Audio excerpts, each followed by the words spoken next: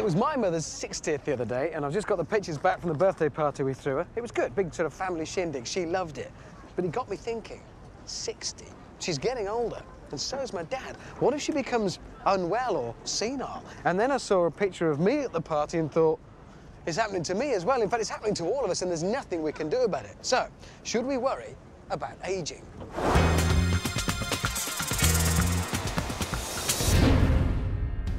Quick photo. Yes, no, please do. Smile for the camera. Do you worry about ageing? I am bothered about becoming ill. Really? Yeah, so the sort of things like arthritis, strokes, heart attacks. Over a week, we surveyed 500 people to establish what their worries were about ageing. But everyone had their own idea as to what age you become old. Well, 90. I'd probably say 80s. 70 plus. 60. Around 50, I think it's our turns. Past 40, I think. I suppose 25 is old these days. Well, I don't feel old, but some people say I'm old. You're as old as you feel. Interestingly, there's a direct connection between how old people are and what they're worried about. So the under 25s, well, they seem to be really vain. All they're concerned about, well, 60% of them, is their looks. I don't want to get wrinkles and lots of wobbly bits. Hair loss.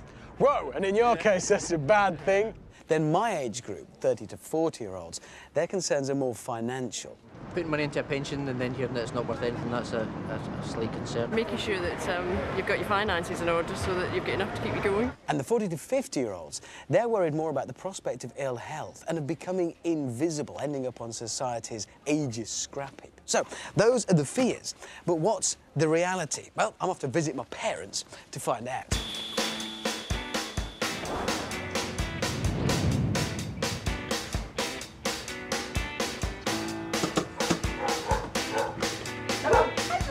That's a nice surprise. How are you? Fine, thank you. We're not old. 60 isn't old now. It was old. You find pictures of Nana and Grandpa and Nan when they're... These, hang on, where are they? That one. Look, that's Nanny. Nanny was 50 there. She was 50 there? Yes. So she's 10 years younger than you, and she looks about 85. I know. So old has changed then. I mean, when you were in your 30s, my age, somebody 60 actually probably they was... were old. Yes. They were old. I mean, they certainly... Yeah. They much looked more it what we and think they of were as old. old. We regarded them as old, But they're not now. 60-year-olds now are busy and they're doing things and they're having fantastic lives. But maybe attitudes haven't changed, because maybe I still look at that and think, well, my mum's 60, she's drawing a pension, she's old. It's your attitude about people growing old. Go find some old people to talk to. Well, where? Where do you think? I don't know. Then I'm going to get all stereotypical. Coach trip, South That's Coast. unrealistic. Cartoon old people you're talking. Go away, do your research and find them. Yes, Mum. Oh, the good life. Well, I've done my research and Mum was right. So I'm not on a coach trip. I've discovered that 2/3 of the over 50s who holiday abroad. Which brings me to Spain, the most popular destination for this age group, according to Saga, to ask what they think of our survey. It's a modern obsession now. Think about your looks and your wrinkles and your things like that. But our generation, we just didn't think about it. We just lived. No, it doesn't worry me. It's a fact of life that you age and that's it. When they get to their 30s or 40s, it becomes financial. They worry about not having enough money. We never worried. We never worried about it. Because if anything happens to me, Sheila will be able to live exactly as she's living now, because she will get all of my pension. I made sure of that. If your health is good, you have a different outlook on life. Do you worry about ageing? You realise there's no point in worrying. You just have to go with the flow. Get on with life and go with the flow. Oh, the good life. This is confusing. None of these pensioners I've spoken to today seem to worry about any of the issues raised in our survey. But they're all agreed on why. None of them need to rely solely on their state pension. They've all saved money. Plus, they all have their health. But what if you haven't?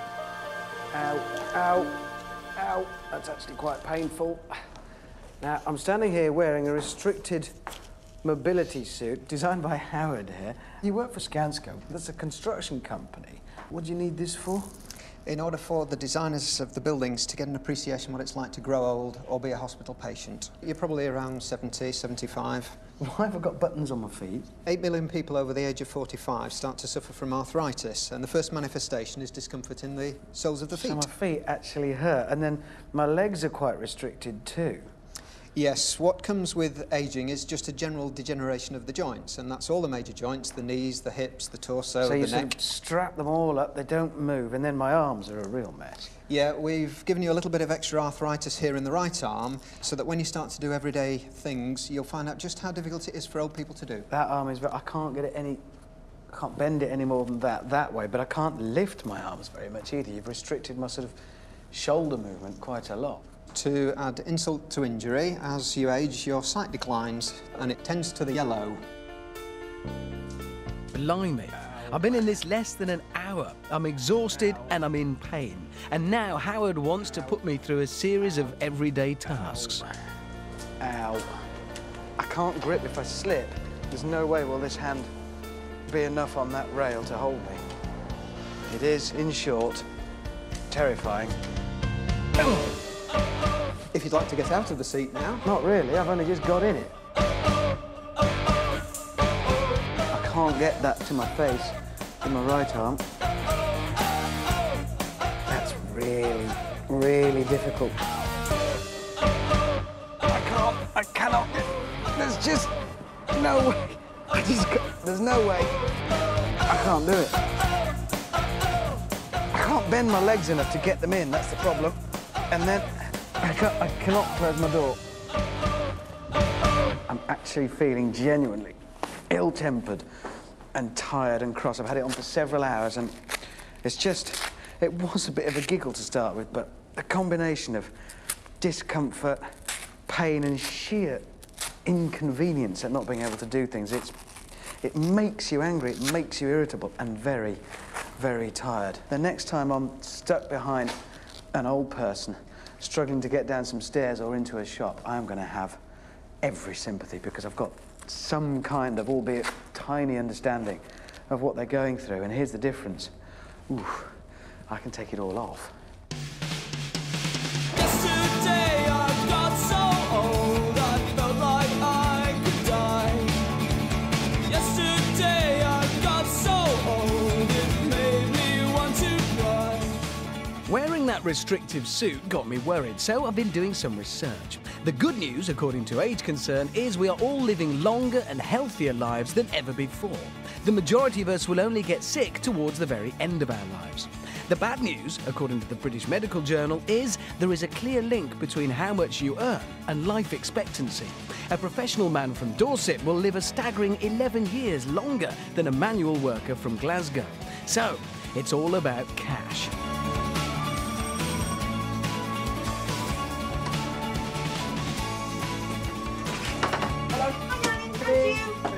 Hi. I've got something to show you. Oh, good. But I forgot about. Right, here you go. So, what have you Okay, got? darling, here's some of your programme. A few months ago, I sent off for a state pension forecast, because you can when you're approaching 60. And it came back and it said, I am going to get the princely sum of 29 pence a week. 29 pence? Pence a week. I thought that, a pence a week. Right. Because I paid the married woman's pension contribution, national insurance contribution. Well, I'm going to have a look at that then. Well, because that's what I can't thought. imagine you're the only person... No. 29p. A week. Right. I should do some research. Thank you for that. Thank you, darling. I'm looking into pensions for Mum, and it seems there's a crisis looming which will affect my generation as well. I better find someone for us to talk to. Well, I've done what Mum told me to do. I've done my research, and I've found us a pensions expert. Her name is Ros Altman, and she is fantastically well qualified because she's an investment banker, and she advises, amongst other people, number 10 on their pensions policy. So I'm pretty confident she's going to know what she's talking about. I'm impressed. Thank you very much. Tell you something else, we're here as well. Look at that.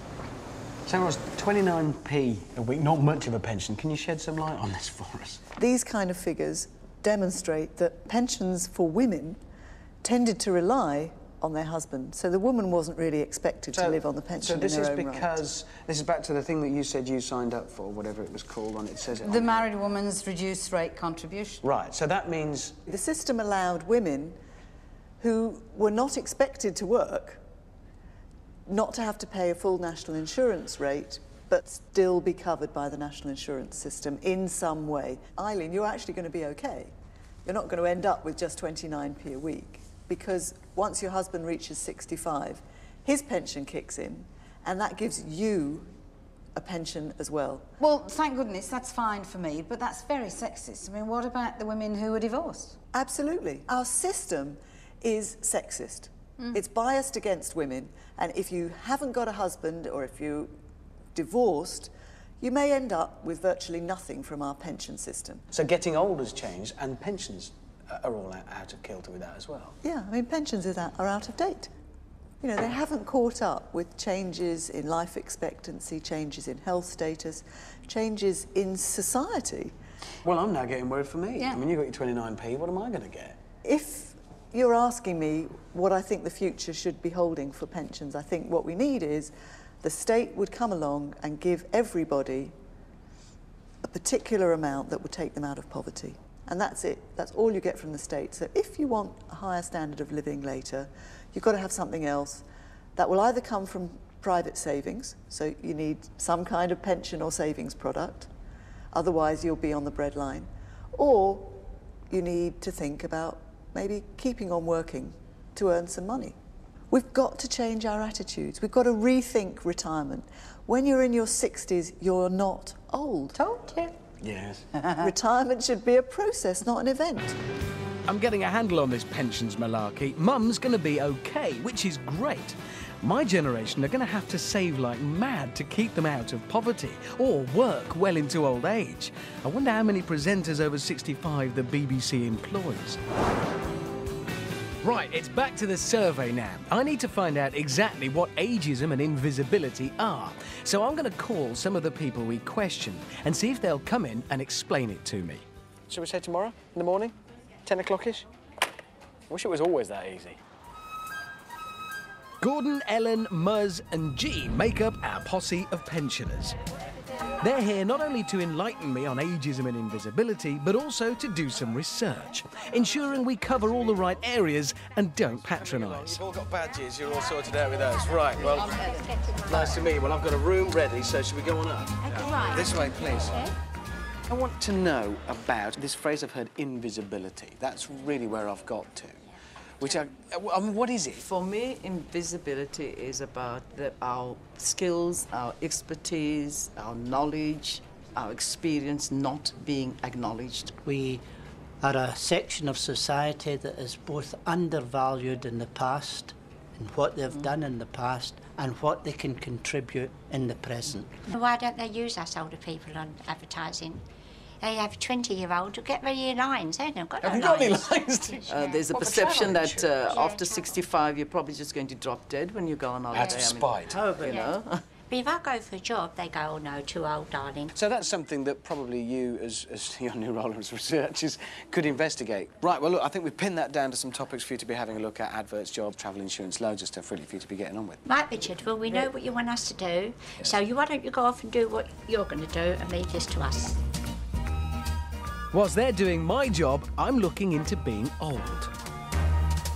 Now, I found this guy. Well, not this guy, this is his work, but this guy who is a prosthetic expert.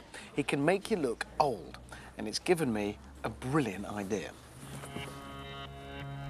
Hello, how you doing? Richard, how you doing today? Very well, nice to see you. Would like to jump in the chair? Do you know, it's a funny thing, but I'm actually faintly nervous.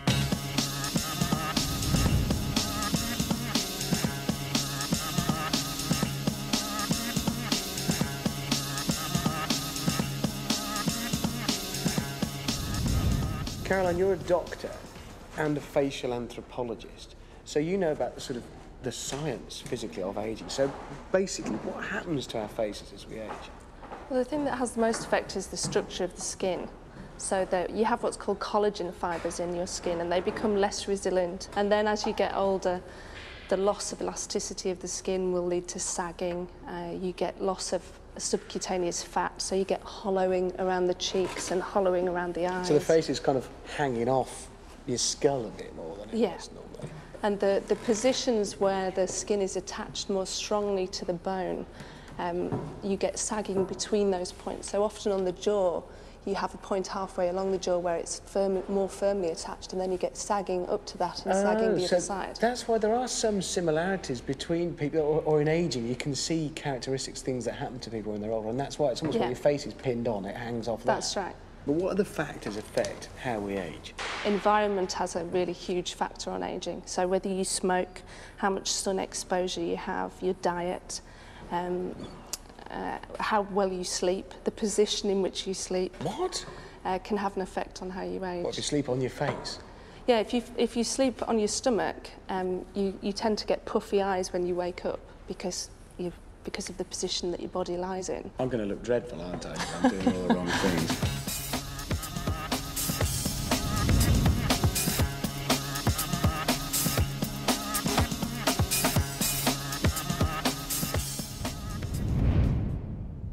I've no idea what it looks like. Genuinely, I haven't looked at any part of the process, and I'm actually quite scared. This is it.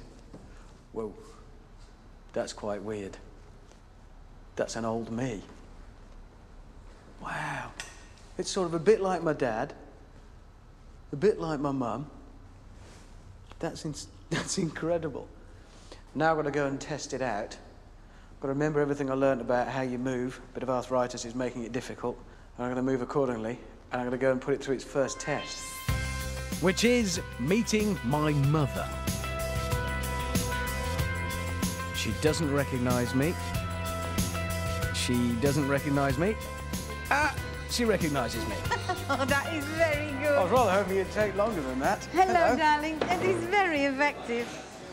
It's me. But quite frightening. I'm old. Oh, that is very good. Yeah, it's taken 4 hours of my life. Really? Yes, 4 hours to do this. Darling, It's that been is quite so a challenge. effective. The idea is I'm going to go all round town now and see how people react. Do you Yeah. think it'll change how people treat me when I go into town?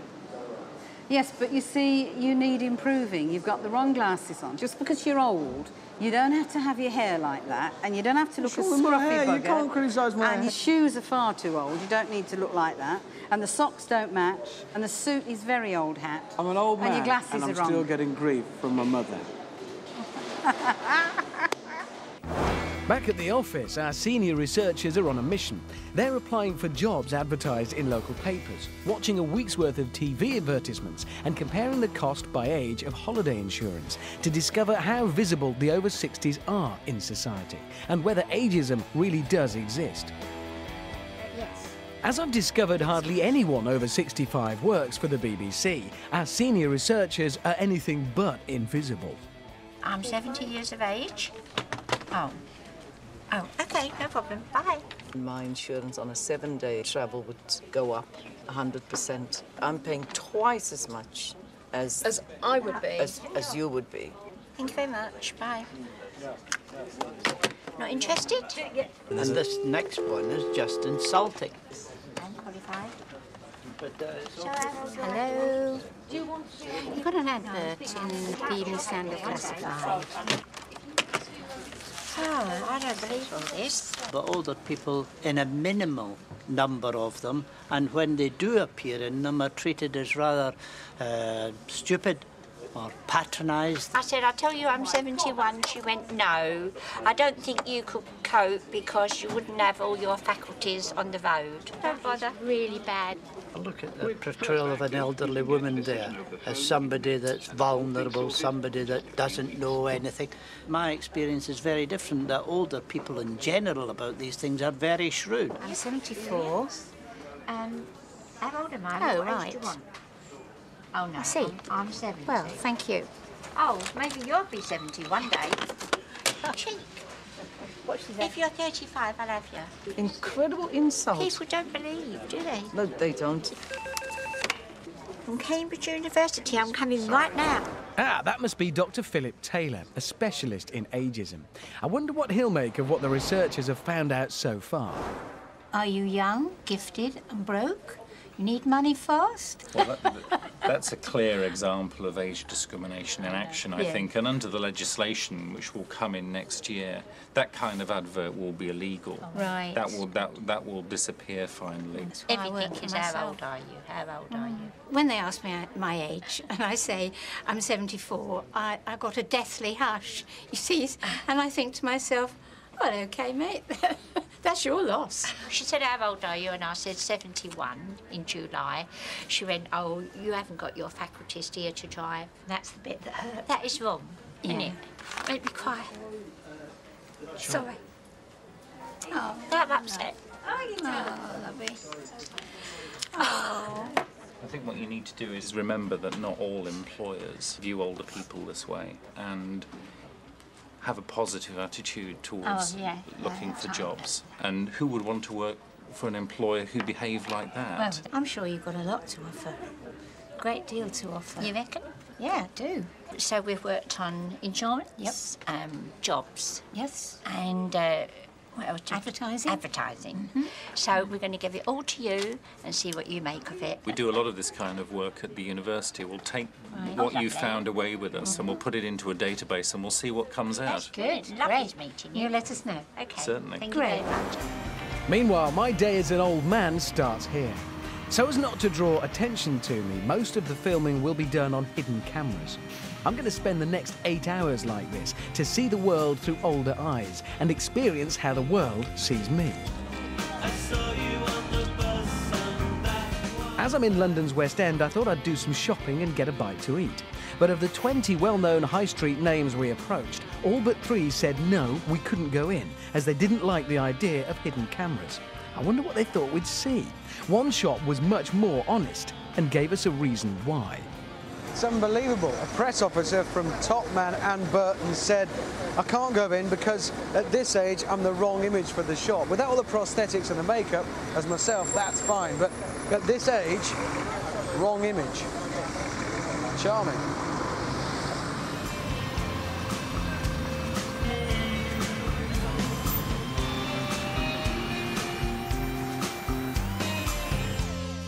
This has been the longest day of my life, and I'm not sure I can explain why. By aging suddenly, I'd been plunged into a world that just wasn't for me anymore. As the day wore on, I began to realise that things just didn't work for me anymore. Because I was walking slowly, you know, I felt under pressure crossing the road as the beep started to end. I thought, I'm going to be in the way, and then I couldn't get off the road onto the pavement. And I didn't walk down the middle of the pavement because you'd have to barge your way, and you can't do that because you're being older and more fragile. So I walked down the edges. And then it all just goes on going past you. Lots of posters with younger people on, and younger people in bright clothes, and you're not part of that. In the supermarket, I felt like there was pressure. Again, nobody was shouting at me, but I just thought, I don't want to be some old duffer in the way that's holding everybody up and everybody's tutting at me. And I couldn't hear what the woman said when she said how much it cost. Something 28, Sorry? Something 28. And I felt like an idiot asking her to tell me again. And genuinely, as the day wore on, by the time I had a drink at the end, I just sat there on my own and thought, well, this world isn't sort of for me anymore. It's just aimed for people other than me. By the end of the day, I felt very, very lonely and very sad and almost completely invisible.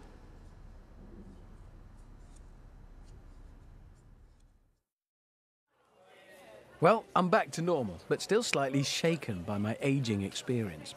Jean's here to meet me with the results the senior researchers have uncovered. Hard facts about ageism and invisibility.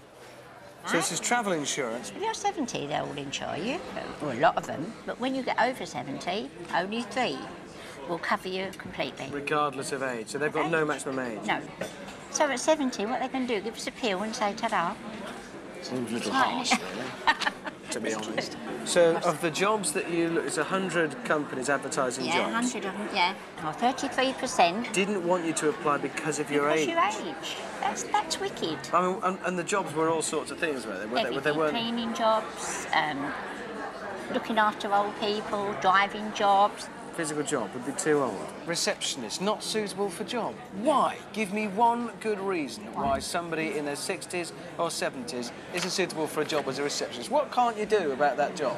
What couldn't you do as a receptionist? Nothing, you only got to answer the phone, haven't you? Right. Advertising was the other issue. This is what did you find? No, not And this is how many times over 55s appear in adverts that you found? All the time. Right, okay. But you go from 17 to 24. It climbs. Do all the advertising. You drop down to ours. Look. Only 5% of adverts showed over 55s, TV adverts. So that's just just not been there. That's terrible.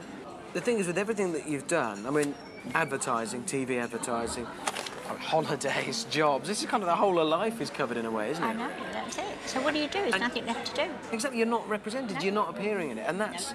Maybe that's why we end up with a society like the one we've got, where older people are invisible. It's just this attitude towards them. So what are we going to do about it? Do you know, I've been thinking about this business of our attitude as a society towards older people, and I reckon advertising could be key to this, because what shapes our attitude as a society more than advertising? We're all exposed to supposedly 3,000 images a week through it. And when older people do get shown at all in advertising, it's kind of a very negative, rather stereotypical image, and most of the time they don't even exist as far as it's concerned. So, to talk about that, I've arranged to meet a guy called Reg Starkey. He's a creative director at Millennium, an agency based here in fashionable Covent Garden. Reg. Hi, good to see you. Our senior researchers looked at a couple of thousand adverts at least that were repeated throughout the week, and they were worried that they felt they were seriously underrepresented in them, that they were just ignored by them. Well, they would be. I mean, they are underrepresented. So why has it come about? Why are old people ignored in the way that they are? I think it's a fault line in the advertising industry. There are fewer than 500 people over 50 in the whole industry. So most people in the industry are under 30. So basically, it's all about this incredibly young industry that really doesn't seem to know how to talk to older people. There is an assumption amongst marketing people that older people are totally set in their ways, have made all their brand choices, and are therefore not worth talking to. We'll get them anyway. If we don't see older people in advertising, if we don't think they even exist in a medium as influential as advertising, won't that affect our attitude towards older people, the way we deal with them? I believe it will. I mean, I think that ageism is like racism, that if you ignore races and you don't give them equal opportunity, it's a terrible situation. So my mother's generation, the kind of 60s generation, they really invented being a teenager. Then they invented marching up and down protesting about just about everything. Presumably when they get into their 60s, as they now are, they're not going to stand for it, are they? They're going to insist on it changing. They're going to force the change, yes, it is going to change completely. And if you think about that liberated generation, they were the first people to have the contraceptive pill. They were the first people to have feminism. They changed the world. Will advertising start appealing to older people, and that in turn benefit older people and society? I think that advertising will get real.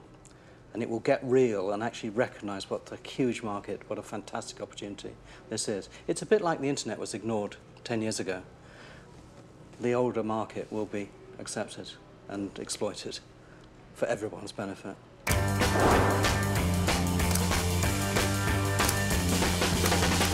try to put us down. My generation, just because we get around.